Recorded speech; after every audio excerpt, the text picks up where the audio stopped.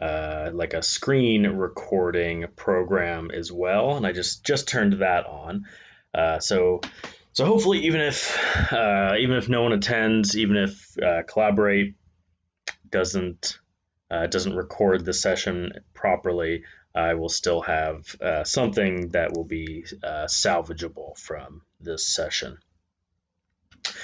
So what I'm gonna do is just go through everything that we are going to be doing this week in both Comp 1 and in Fundamentals. So I'm going to go ahead and start with Comp 1. And once I'm done talking through all of that, I will move on to what we're doing in Fundamentals. So here we have the weekly module for week 2. This is for Comp 1, English 1100. You'll see that this is for September 7th through September 13th. To start with, we have an overview here that just kind of tells you what we're doing this week, gives you kind of the highlights. We have a tip here for you. Pre-writing is your friend. It might seem like you're spending a lot of time on something that's not quote unquote real writing, but actually the more time you spend on pre-writing, the easier your draft will be to write. This is something that not just relevant to this class, I think any writing situation that you are in, the more that you can plan and brainstorm and do pre-writing, the more prepared you're going to be to actually produce the final product. And we also have a reminder here. It's good practice to click through all the screens in a module at the beginning of each week. Of course, if you watch these videos, which hopefully you are, then that's kind of the same thing of clicking through the modules, but really watching this video and clicking through the modules yourself wouldn't be a bad idea. And doing that is going to give you, it's going to help you better plan out your week, help give you a better idea of, when things are due, how to budget your time, that sort of thing. Moving on to task 2.1, this is the first thing that you'll be working on in Comp 1. I'd like you to familiarize yourself with the assignment sheet for writing project 1, which you will find that assignment sheet over here in the writing projects folder. I may make a separate video in which I just talk about writing project 1. In the past, I've had students say that helps them out. In my opinion, the assignment sheet for writing project, for really all of the writing projects, they're pretty detailed. I think they provide a good amount of clarity for what the expectations are going to be. And there are also usually a couple of videos that go along with each project. So for instance, here we have a video made by Deb Birch, who is one of the kind of main faculty members for the English department. She's made this video where she talks about collage writing, because your first project for this class is what we call a narrative collage. And narrative is a fancy word for a story, and a collage, of course, is where you piece together various images, or in this case, various narratives. So your first project will be piecing together a series of separate but related little stories or vignettes. Let's see if there's anything else I need to say here about that. I don't think so. Like I said, I might make a separate video on writing project 1. If that's something that you think you would appreciate, like that would help you out, let me know, and that will motivate me to record that video. Actually, now that I think about it, I might have a video that I made previously that I could just go ahead and share with you. I might not need to refilm another one. Next, we have task 2.2, which is your reading for this week. There's a few things I'd like you to read. The first one here is called Working at Wendy's. You'll find it by clicking this link here. The next is an essay called Beauty When the Other Dancer is the Self by Alice Walker. These are examples of collages, of narrative collages. So when you read these, you'll probably be able to tell that the authors are using sort of separate stories, separate moments, scenes, memories that they are piecing together to create one overarching narrative or one kind of big picture of some aspect of their life, which is what you're going to be doing in writing project one. So we're starting off this week by reading a couple of pretty solid examples of what narrative collages are. Next, you're going to be looking at a student sample of a narrative collage. You can download that right here, Jason's Collage. Have a video here that is this video is the writer explaining his brainstorming, his thought process to approaching this project. So if you just kind of want to see what another student did to approach this project, that's what this video is for. Let's see here, and it's a really pretty solid sample of what writing project one could look like as well. So this week you're getting kind of a good example of some professional examples of narrative collages, and then you're getting an example of someone who wrote this paper.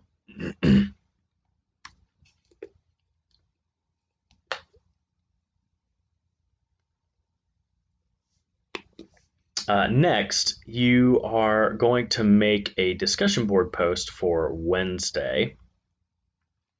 You'll see the instructions here say answer one of the following, so you get to choose. You do not need to address each one. And so you have a series of prompts here. I'm trying to decide if I should read through all of these. I guess I'll kind of give you some highlights maybe. So for this first one, you are being asked to talk about how the samples that you read in these earlier tasks, how they qualify as an example of collages. So in other words, what exactly makes them a collage? Number two, a vignette is a fancy term for a brief story. How many vignettes do you see in Working at Wendy's? How many in Beauty? And then how many in This Isn't Goodbye? How can you tell when one vignette ends and another starts? Option number three, choose one vignette from Working at Wendy's or from Beauty. Reread the vignette carefully. What does that one vignette reveal about the narrator? And how does that vignette relate to the collage as a whole? So essentially you're looking at one piece of their overall paper and determining what that one piece tells you about the narrator. And then what does that one piece, how does it relate to the overall collage that they are composing?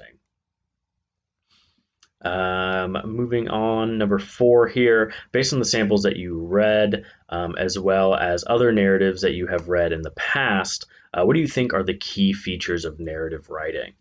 For instance, one key feature is that narratives are usually written in first person, or in other words, they use the words like I and me.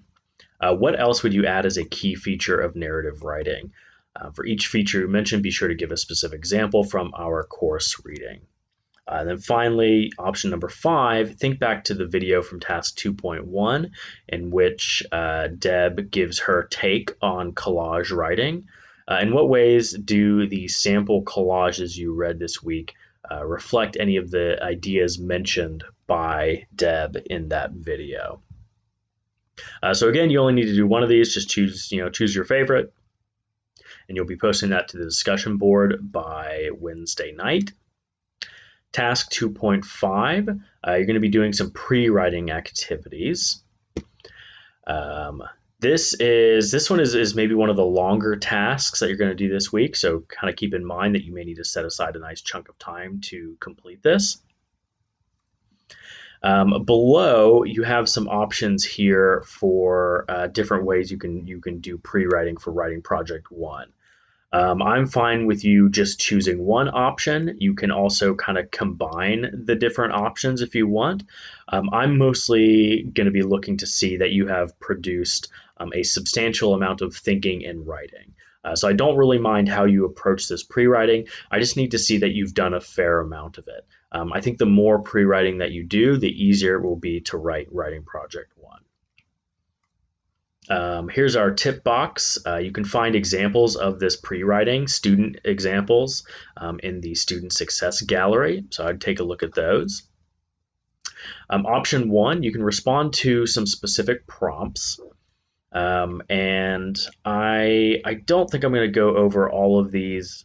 Maybe I'll just read the bolded sections. I want these videos that I'm making to be helpful, but I also want to make sure that they're not, hugely long. So the prompts that you would respond to, think back to the video in task 2.2 and what the teacher says about many threads that create our identities. Number two, imagine an interviewer asking you this question about some of the items you listed above. What is it like to be blank? Now list stories or memories or events related to your answers. 4, now look over your list of possible stories or memories from number 3 and choose 2. And then so on. This one here, number 4, asks you to kind of expand on some of those potential stories and memories. And of course, if any of this is confusing, or if you'd like me to word it in a different way, just send me an email and I would be happy to do that. And option 2 is you can do some interviews. You can interview several people who know you in order to gain insight about how others perceive you. So in other words, you'd be talking to other people to get kind of their perception of what you are like as a person. You would record the interviews or take notes, and then reflect on what you learned about yourself through the process of interviewing people. Here are some things to consider when finding a person to interview. And then here are some potential questions that you might ask during that interview. So that's kind of a creative option, especially if you're a more social person. Option 3, there are a series of pre-writing strategies, pre-writing and brainstorming strategies listed in your textbook, the Norton Field Guide. So you're welcome to try those out as well.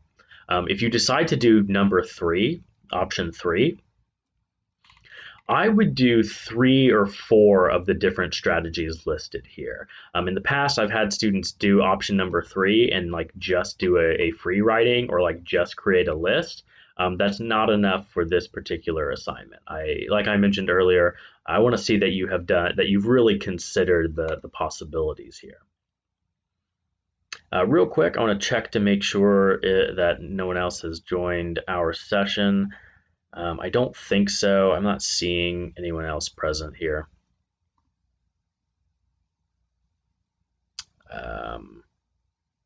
Nope, I'm the only person here. That's all right. Task 2.6, examining key features of a vignette. Let's read some sample student-written vignettes so that you can look even more closely at ways other writers make their stories come alive through dialogue, description, etc. So you're going to click this right here. You're going to download some student collage excerpts. And notice that each one has a brief comment written by the instructor. The comments represent what the instructor thought was effective about each vignette. And then a little bit later on this week, you are going to be answering some questions in response to these samples.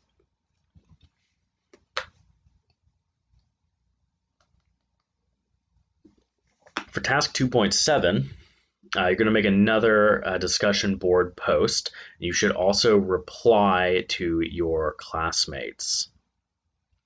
And remember that is part of your grade. If you don't reply to at least 2 classmates, you will lose some points on this activity. So after reading the sample vignettes written by a former student, see task 2.6, write a post explaining which excerpt you especially liked and what you liked about it. Be sure to mention the name of the student so that we know which piece you are commenting on. Number 2, and notice here that you aren't being asked to just do one of these. I am expecting you to do all 3 parts here. Is there a specific technique or strategy that a student used in one of these samples that you would like to try in your own collage? What is the technique or strategy, and how are you planning on using it in your own writing? And then number 3, share some ideas you came up with as part of your pre-writing process. What story ideas do you think you might focus on for your collage and why? When responding to your peers, you can comment on how their posts helped you think differently. You can talk about connections you made between your posts and theirs. You can offer suggestions you have for their collages, pretty much anything else. What I am not such a big fan of is just saying things like, good job or good work. As much as you can, it's good to actually provide feedback. So if you like what someone did, explain what specifically you liked and why you liked it. Um, you know, you can also make connections. I think I mentioned that. But if you are pointing out like something that you have in common with the writer, expand on that a little bit. What exactly do you have in common? Is that going to impact your writing in any particular way? I look to see that there is a moderate amount of depth to these replies. So far, it seems like most people are doing a pretty good job with that. But be sure that when you're replying, that you are replying in a substantive way. And then at last, you are going to be submitting your weekly work. This is due Sunday by 11:59. You are just going to be submitting what you did in task 2.5, which was the brainstorming pre-writing task. So this right here, task 2.5, you're going to be submitting everything that you wrote for that. I think that is it for the weekly work for Comp 1. Real quick, I will take you to the writing projects page. So here you will see writing project 1. There's a video here that you can watch, goals of the assignment. You'll see how long it needs to be, how much of your grade that it's worth, a description of the assignment, some advice from a former student, who your audience is, stuff about format design, the process we're going to be taking, how you're going to be evaluated. So a lot of detail here, which I understand can maybe be overwhelming. So like take your time, read at a slow pace, but there's a lot of good information here. I find that a lot of the questions that students end up asking me about the various writing projects have already been answered in either the writing project assignment sheet or somewhere within our weekly work. Now, of course, if you have questions, that's obviously fine. But if you read and watch these things pretty carefully, a lot of your questions and concerns may already be addressed. And then while I'm at it, I'll take you to the Student Success Gallery. So you'll see here, just for each week, there are different samples of the weekly work. So if you're ever not sure how to approach an assignment, or you just kind of want to get an idea of how other people have done it in the past, take a look at the Student Success Gallery. This is really a great tool that we have here. Okay. I'm going to go ahead and go to our fundamentals page and talk about what we're doing in that class. Okay, let's go to our classroom. Actually, maybe while I'm at it too, let's, so if you ever want to attend these meetings, you go here to collaborate. Also, if 1 o'clock on Monday doesn't work for you, email me and let me know some times early on in the week that would work for you. I'm open to, I think it probably needs to be sometime on Sunday or Monday. That way people have plenty of time to watch the videos and to get started on their work. So if there's a time or a series of times that work for you on Sunday or Monday, let me know, because it would be nice if people were able to attend these live sessions in case they have questions or anything like that. But here on the Collaborate page, you'll see our Monday Collaborate session. We have this one in progress. If you click on it, you'll have the option to join the session. Should be pretty straightforward. But let's take a look at week 2 for fundamentals.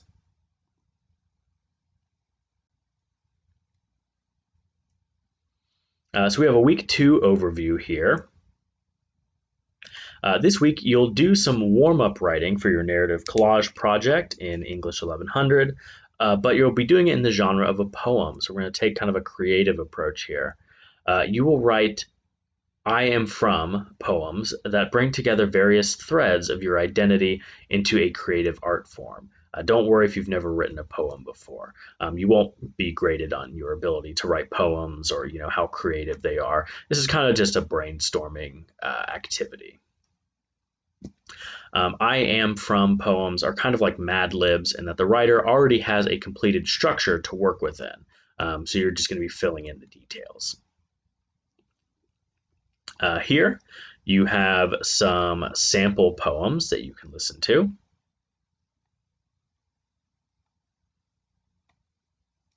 And then task 2.2, you are going to read a couple of samples as well in addition to these videos. You will see here you're not required to make a video for this project. You're welcome to if you know how to do that, if that's something that you think you would enjoy, but you're not required to. Let's see here.